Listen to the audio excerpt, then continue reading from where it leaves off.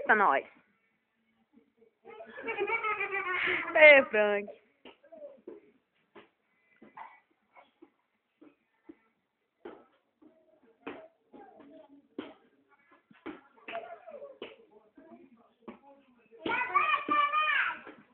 Uau!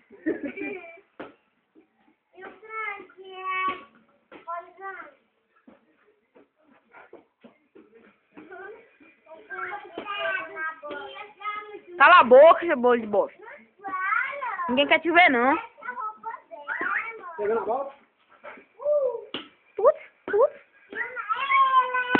Entrevistando o jogador. Eu ainda tô filmando, lesado. Como é seu nome? Frank. Quando você começou a jogar? Há uns 10 anos atrás.